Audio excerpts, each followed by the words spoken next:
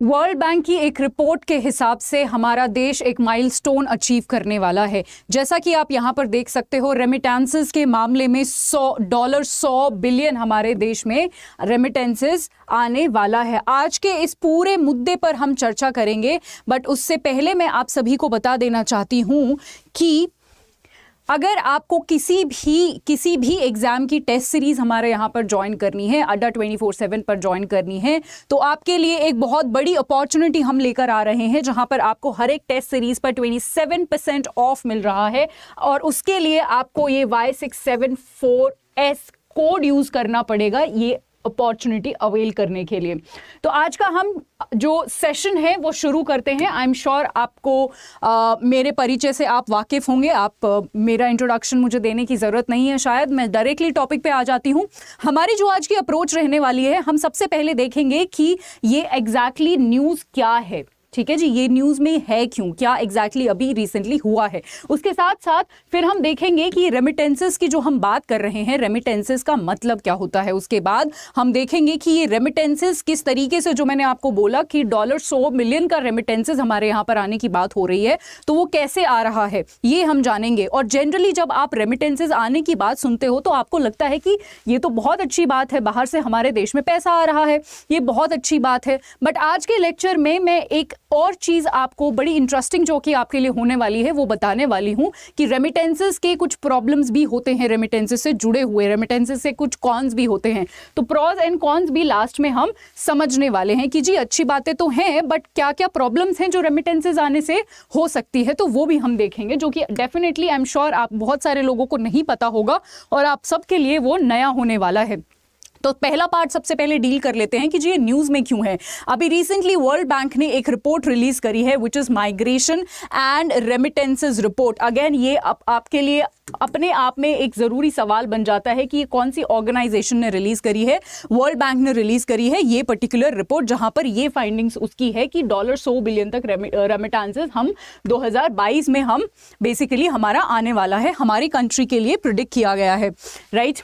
चलिए अब आप यहां पर देख सकते हो कि जब अगर मैं रेमिटेंसेस की बात करूं तो 2021 के मुकाबले 2022 में हमारे रेमिटेंसेस आप देख सकते हो कि काफी ज्यादा हमारे देश में पैसा आया है, हमारे रेमिटेंसेस बढ़े हैं। अगर मैं टॉप 5 कंट्रीज की बात करूं, क्योंकि देखिए कंपैरिजन करके पढ़ना बहुत ही इंपॉर्टेंट होता है। हमें अपने देश के साथ साथ कुछ ऐसे चुनिंदा देशों के बारे में भी पता होना चाहिए जो बेसिकली अगर टॉप 5 कंट्रीज हैं तो एक्सपोर्ट के मामले में, इंपोर्ट के मामले में, रेमिटेंसेस के मामले में, एम्प्लॉयमेंट के मामले में, तो ये सारी जानकारी हमें होना चाहिए, इसलिए ये कंपैरिजन बहुत जरूरी हो जाता है। तो यहां पर मैंने कंपेयर किया है 5 ऐसे देशों को जहां पर रेमिटेंसेस सबसे ज्यादा आते हैं। टॉप 5 रेमिटेंसेस कंट्रीज आप बोल सकते हो, जिसमें सबसे पहले सबसे ऊपर आपको मिलेगा हमारा देश, विच इज इंडिया। ठीक है जी, आप यहां पर इस ग्राफ के थ्रू देख सकते हो, कुछ बीच में थोड़े टाइम डिप हुआ था, बट फिर से हमारे यहां पर रेमिटेंसेस काफी ज्यादा आने शुरू हो गए। आप नेक्स्ट ये जो सिटी देख सकते हो, ये जो पिंक लाइन में आप देख रहे हो, this is Mahyco, right, this is Mahyco. इसको कुछ लोग मेक्सिको भी बोलते हैं, इसको महीको भी हम बोलते हैं, राइट। उसके बाद ये जो ग्रे कलर है, दिस इज चाइना। आप देख सकते हो चाइना का फॉल हो रहा है remittances. Then we have in blue, this is Philippines, और लास्ट में है आपका इजिप्ट। तो आप सारी कंट्रीज को अगर कंपेयर करो तो इंडिया का आप देख सकते हो कि हम कहां पर स्टैंड कर रहे हैं। हम सबसे ज्यादा रेमिटेंसेस लेने वाले, या फिर हमारे देश में सबसे ज्यादा रेमिटेंसेस आते हैं। मैं इस ग्राफ के जरिए आपको यही दिखाना चाहती थी। आगे बढ़ते हैं। हाँ जी, तो हम इतना रेमिटेंसेस के बारे में बात कर रहे हैं, इस शब्द को समझना हमारे लिए काफी ज्यादा जरूरी हो जाता है।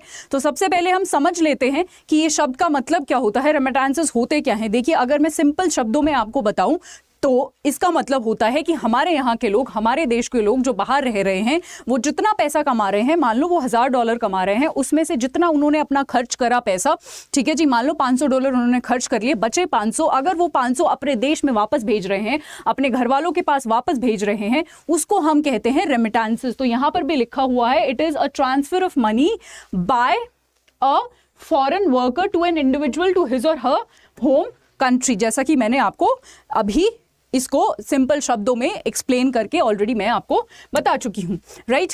चलिए अब अगर मैं रेमिटेंसेस की बात करूं तो हमारे देश में ये जितना आता है, और $100 बिलियन हम टच करने वाले हैं, इससे इससे अगर हम इसको अपने जीडीपी से कंपेयर करें कि जी कितना % हमारे जीडीपी का हिस्सा बनता है, तो उसके लिए आपको ये देखना पड़ेगा कि 3% ऑफ इंडिया जीडीपी ये पहले बनाता था और अभी ये सर्ज होके यानी बढ़ के, मतलब अब रेमिटेंसेस और ज़्यादा आना शुरू हो गए हैं कि अब 12% के आसपास ये जीडीपी का हिस्सा बनता है, राइट।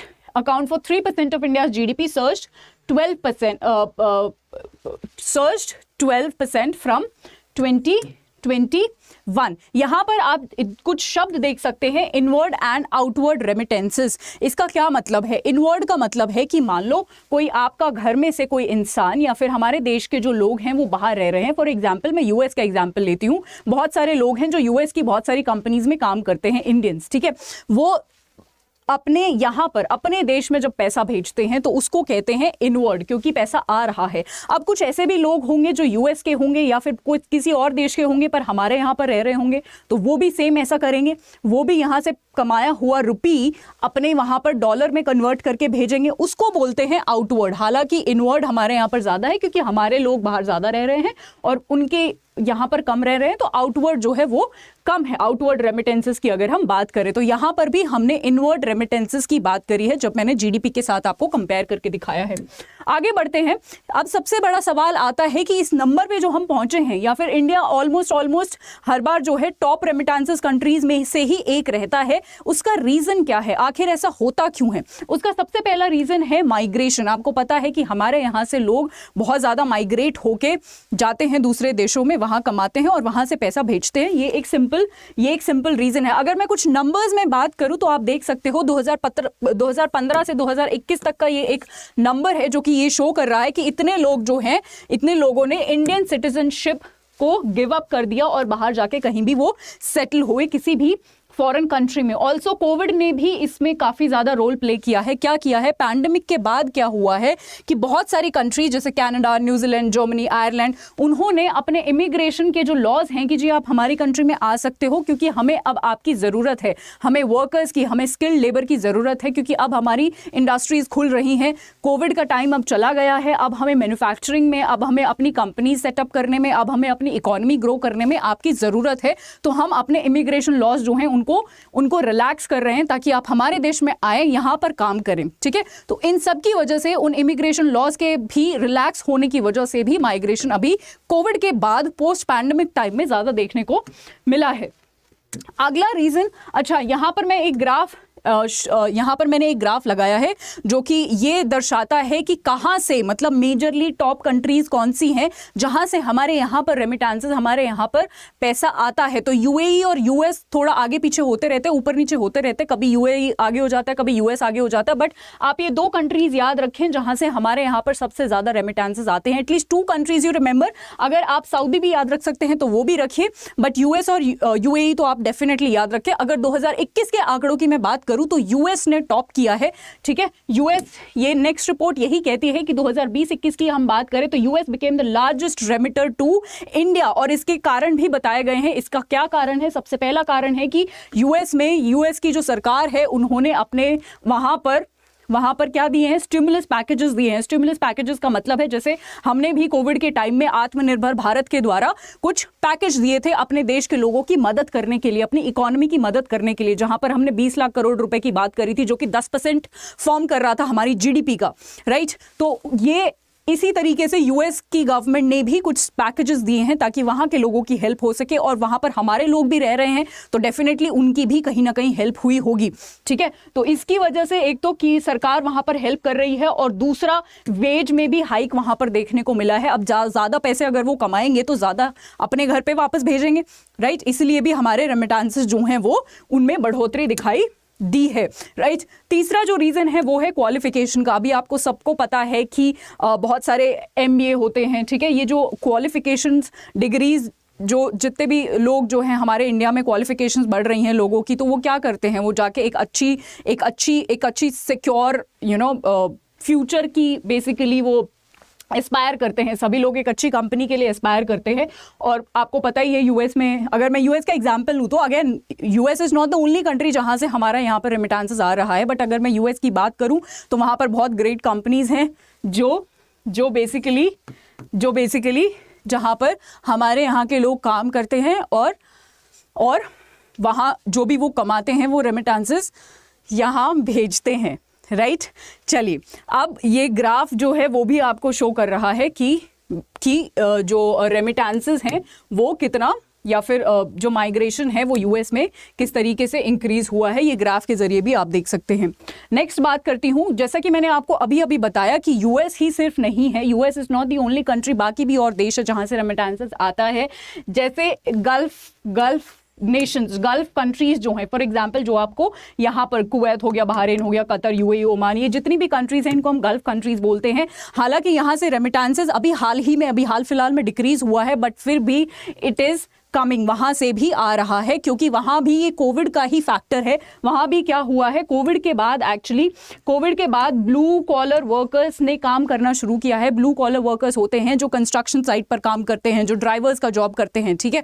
तो अगर कोविड एक बारी खत्म हुआ, उसके बाद सबने काम करना दोबारा से शुरू किया। काम करेंगे तो पैसा आएगा तो अपने घर पे भी वो भेजेंगे, ठीक है। तो इन सब कंट्री से भी हमारे यहाँ पर रेमिटेंसेस आ रहे हैं, ये भी आपको याद रखना है, राइट। हालांकि ये प्रेडिक्ट किया जा रहा है कि अगली साल में रेमिटेंसेस, अगर मैं ग्लोबल लेवल की बात करूं तो वो कहीं ना कहीं डिक्रीज होंगे।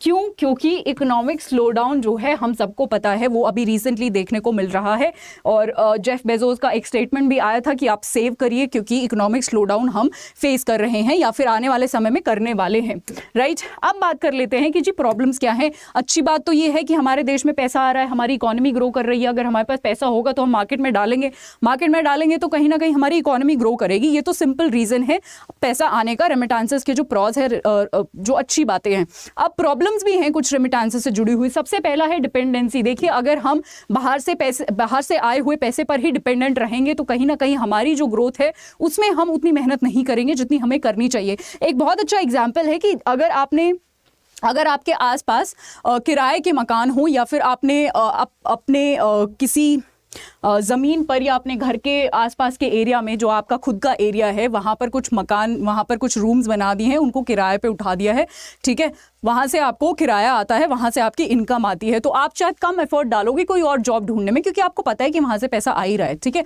तो कहीं ना कहीं वो डिपेंडेंसी इंक्रीज हो जाती है, जो कि किसी भी इकोनॉमी के लिए अच्छी बात नहीं है।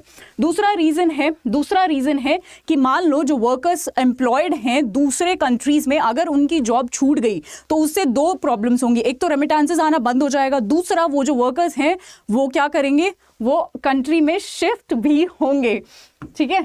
अपनी कंट्री में वापस शिफ्ट हो जाएंगे, मतलब इंडिया में वापस आ जाएंगे। वापस आएंगे तो क्या होगा, डिमांड इंक्रीज हो जाएगी, ठीक है, अनएम्प्लॉयमेंट बढ़ सकता है। तो ये सारी प्रॉब्लम्स ही आ सकती है। तीसरा होता है डच डिजीज, इसकी भी संभावना हो सकती है। देखिए, अगर किसी भी देश में रेमिटेंसेस बहुत ज़्यादा आता है तो उस कंट्री की जो रुपी की वैल्यू है वो अप्रिशिएट हो जाती है, यानी बढ़ जाती है। और अगर हमारी करेंसी की वैल्यू बढ़ी, इसका सीधा सीधा मतलब ये होता है कि हमारी एक्सपोर्ट जो है वो महंगा हो जाएगा, और एक्सपोर्ट महंगा नहीं करना चाहते, क्योंकि जितना ज्यादा महंगाई बढ़ेगी हमारे एक्सपोर्ट में, उतना ज्यादा हमारा एक्सपोर्ट होना ही कम हो जाएगा, ठीक है। तो हमारे एक्सपोर्ट पे यहां पर डायरेक्ट इंपैक्ट पड़ेगा अगर हमारे रेमिटेंसेस इस तरीके ऐसे ही बढ़ते रहे। तो आई एम नॉट सेइंग कि अच्छी बात नहीं है, बट ये कुछ प्रॉब्लम्स भी एसोसिएटेड हैं। इसीलिए कहीं ना कहीं सरकार क्या करती है, डिवैल्यूएट करके रखती है, जानबूझ के करेंसी का जो वैल्यू है उसको कम करके रखती है, ताकि हमारे एक्सपोर्ट में बढ़ोतरी हो सके, हमारे एक्सपोर्ट्स बराबर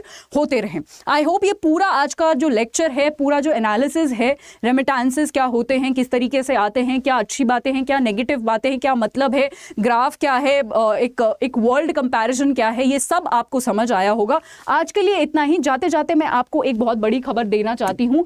एक्चुअली कल हम एक करंट अफेयर्स के लिए एक वन स्टॉप सोल्यूशन लॉन्च कर रहे हैं, जिसका नाम है bigger picture, the bigger picture, जहां पर मैं आपके लिए लेकर आ रही हूं करंट अफेयर्स।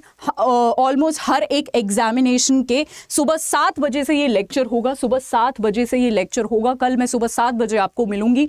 तो जितने भी स्टूडेंट्स हैं, किसी भी कंपेटिटिव एग्जाम के लिए प्रिपेयर कर रहे हैं, वो मुझे आकर सुबह प्लीज़ 7 बजे मिलिए। यहाँ पर हम लाइव करंट अफेयर्स डिस्कस करेंगे। एक बहुत ही कॉम्प्रिहेंसिव कोर्स मैंने आपके लिए डिज़ाइन किया है फॉर करंट अफेयर्स। तो I would request all of you to join me in my bigger picture, जहां पर आपकी बहुत बड़ी हेल्प होने वाली है करंट अफेयर्स को लेकर, राइट। और ये कौन से चैनल पर आएगा? This will be on regulatory bodies. Adda 24/7 का रेगुलेटरी बॉडीज करके चैनल है, रेगुलेटरी बॉडीज पर कल सुबह 7 बजे। I will see you all, I will wait for you all. तब तक के लिए take care and I will see you tomorrow with one more burning issue. Till then, stay tuned. Thank you so much.